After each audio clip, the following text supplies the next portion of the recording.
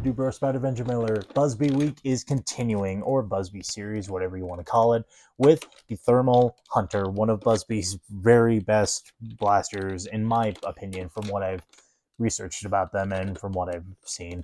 But anyway, let's get into it with an external overview. No in-strike barrel lug. This is, after all, a Buzbee product. Up above, we do have a little front iron sight.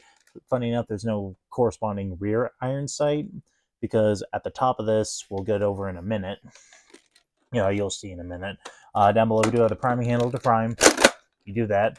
Prime stroke itself is actually pretty smooth. The foregrip up here is actually pretty comfortable to use. It's actually pretty well textured, so if you've nerfed with sweaty palms, you should be able to grip this pretty well.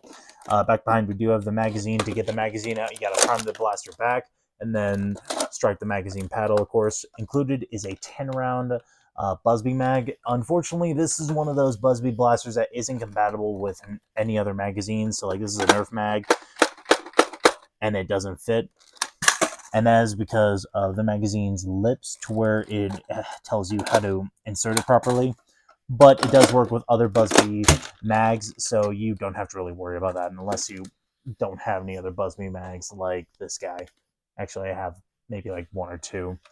But then up above, we have a Buzbee style rail. This isn't a Nerf rail. Atop this did come with a Buzbee thermal scope.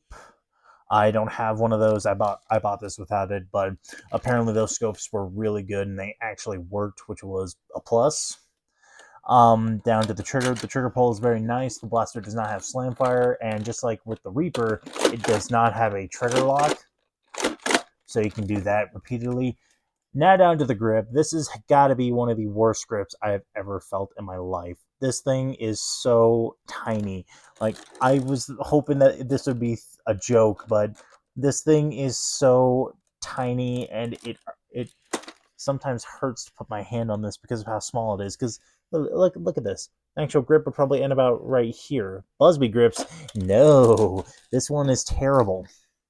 And then it goes back to the stock. If you press this button, you can remove the stock, which does reveal not an in-strike stock attachment point, but this was, I believe, a Buzbee stock point, but I don't remember any other stocks that fit it. This one fit it pretty well, and the length on this particular stock is okay. And then, of course, like I said, and this is kind of a little bit of an uncomfy region because the button is right here, so you can accidentally smack it with your hand. But overall, it's not like terrible. Like, the best way that I can describe this is it's like a pretty cheap Alpha Trooper.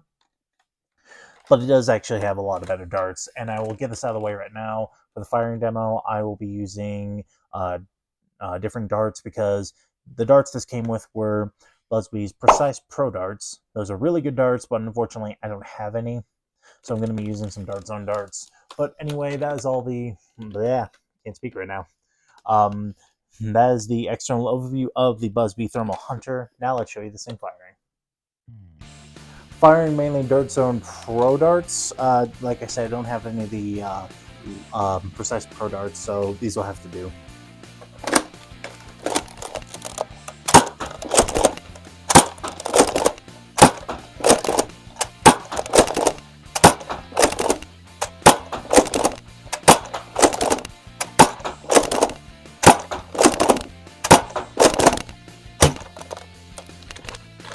Still pretty accurate. Now for just jokes, firing some elite darts.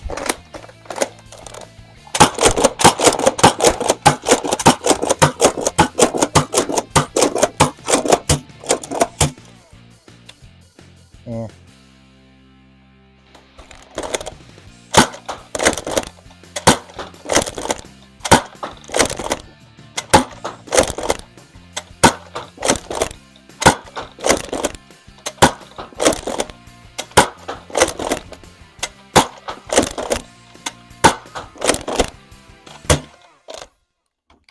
Well, firing this thing was actually pretty fun.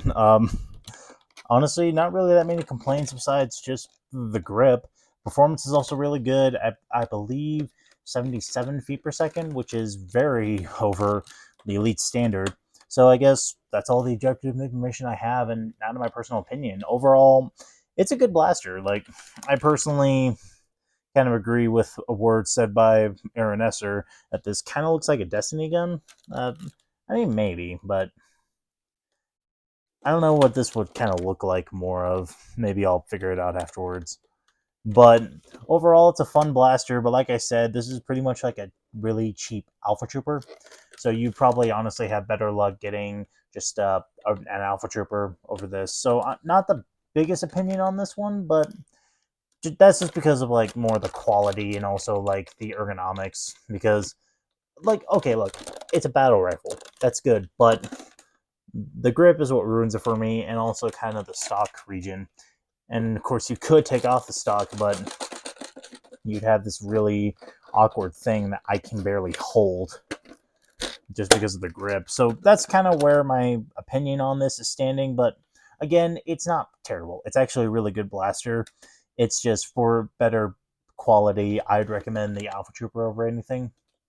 But thank you so much for watching this episode of the Buzbee series, and I will see you guys in the next one.